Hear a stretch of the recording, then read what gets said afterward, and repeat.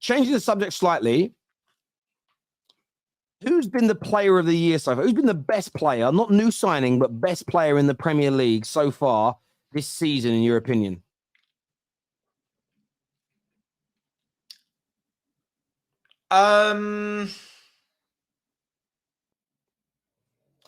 Let me break down the options that most people online have kind of alluded to. I think that's a fair way to do it. So the four names that have come up the most in terms of when we asked I tweeted out and asked a question yesterday. The names that have come up the most have been James Maddison, Mohamed Salah, Declan Rice, and Basuma. Those are the four names that I've seen mentioned more than anybody else's as an example. So maybe if I narrow it down to those four, it makes it a bit easier. But who do you feel has been the standout so far in the first 25% of the season? I think Saliba's been excellent. I think William Saliba is an absolute man mountain of a centre half. Top player. I just hate that he plays for them lot, but what a player! Listen, you know me, I'm not biased. I'll call it. Saliba for me has been absolutely brilliant. I think Maddison's got to be in that conversation. I think he's got to be. He everything we do goes through him. He's the difference maker. He's got loads of goals. He's got a few goals, loads of assists. He's the difference maker. I'm going to chuck in. What about James Ward-Prowse? Great. Yeah, he's been very good for now. Just because he doesn't play for one of the teams at the top of the table doesn't mean he's not been brilliant. West Ham fans are raving about him. He's scoring goals. He's assisting for fun. Mo Salah has had a really good start to the season. Jared Bowen has had a very good start to the season as well. Joachim Anderson at Palace, him and Guehi at the back, they're not conceding many goals. They've had a good start to the season. It's really difficult, isn't it? Because first of all, I'm not going to sit here and pretend that all of us watch every club's 90 minutes every week. But it's really difficult after 8 games. I mean, Ruben Diaz, for me. Ruben Diaz, again, Man City not letting in many goals.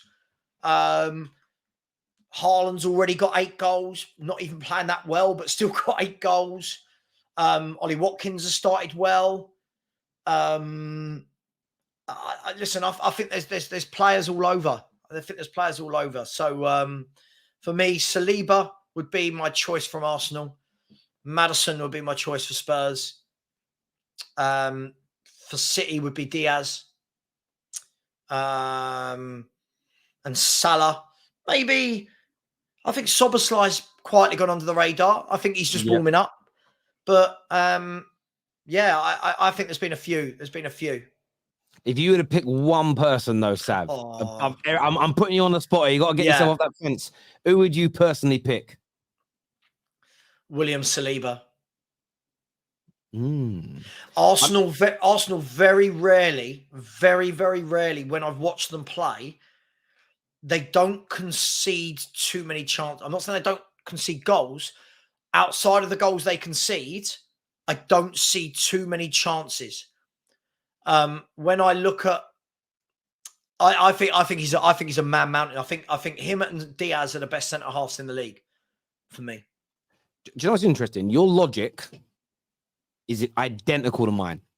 We could be in the same brain right now, but I've picked a different player. Go on.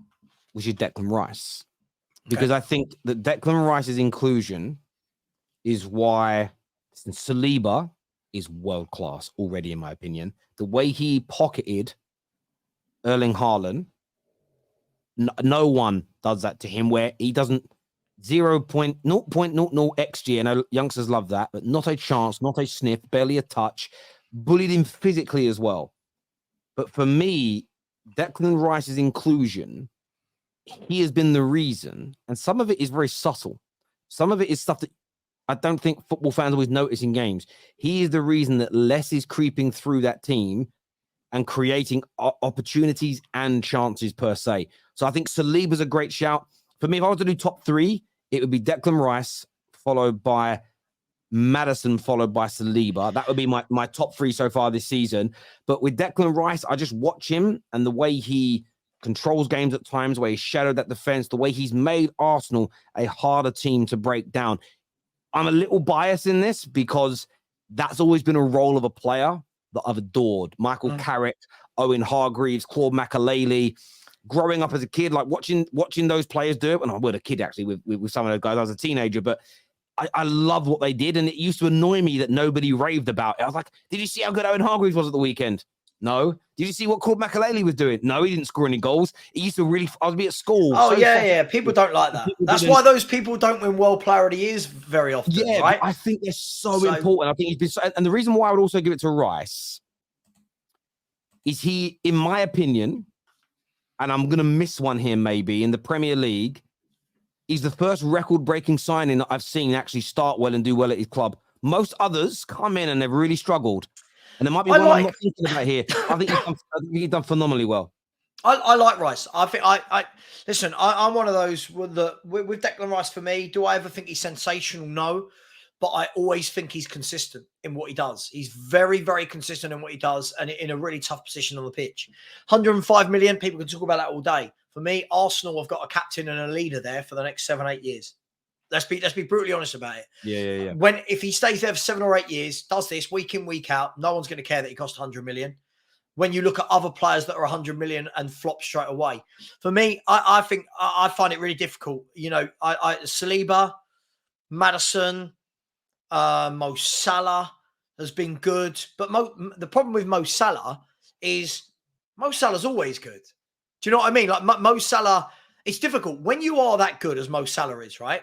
When you are consistently good for 6, 7, 8 years, whatever he's done, you have to do more to be above the rest because your norm, people are trying to catch up to. Does that make sense? And I'm not saying that's fair, but that's the way it is, right? Haaland. You look at Erling Haaland, right? He's got 8 goals in 8 games. Terry, 8 goals in 8 games back in the day. People are going, Jesus Christ. Now people are going, oh, you know what? He's looked off the boil and he's not firing. And you're like, 8 in 8? What? He's on for a 38-goal Premier League season. You take that. So it's, you know, look, it's really, really difficult. I think Rice and Saliba have done brilliantly. I think Salah and Szoboszlai for Liverpool have been good. As I said, no one's going to look at players down at West Ham like Jarrod Bowen and Ward-Prowse. Yeah, no one's going to look at. I watch every game that every top 6 team plays. I'd be honest, I physically cannot watch all the games of all the other teams because it just becomes impossible to watch that much football. So I pick with it's weird. Some people are anoraks, and Strasbourg Steve that I know is watching. He's the only guy I trust on this because he sent me pictures where he has 5 or 6 TV screens set up at once, watching multiple games from multiple leagues.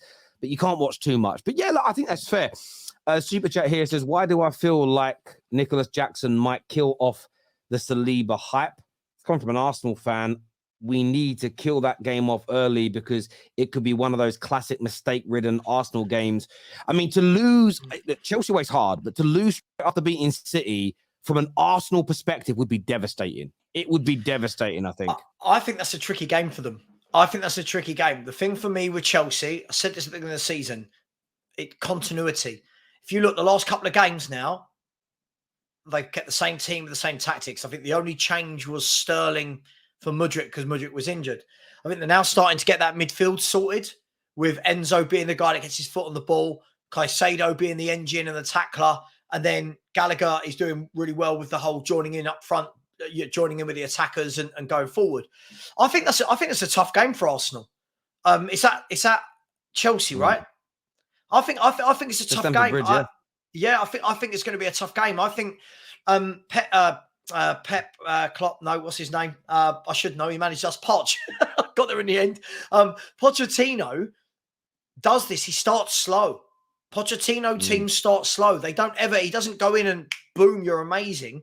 So I think that could be, I'm not saying Arsenal can't win it. I just think it's going to be a lot tighter than when I see people saying 3s and 4s. So yeah, I think that's going to be a great game to watch for the neutral. No, I completely agree.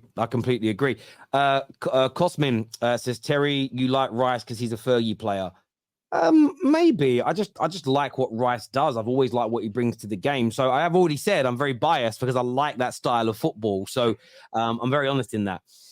Terry, when you tell your guests, I hear you, do you really, or do you just do that to swiftly transition to another topic? No, hey, it depends. Sometimes I'll say it because I want to move on to another topic. Sometimes it's because I'm gonna give a different take on the same opinion, but I like people knowing that I understand where they're coming from. What I don't like sometimes in these conversations is when you might both see things from a different side of the same coin, but there is no respect to the other person's opinion. So when I say I totally get where you're coming from, or I hear you, I mean that from the angle of I don't completely agree, but what you said makes sense. And I think that's missing now in general life, that someone can say something that you don't agree with, but you understand it, it's sensible, it's logical. And you could also yeah, that could be right. I don't think it's not what I think it's going on, but that could be the case. That just doesn't exist. I mean, me and Lee Gunner, we get into fights over this sometimes because he just sometimes won't even see that it's logical that somebody else's opinion could be right. And that makes my brain hurt. Although I do love Lee very, very much indeed.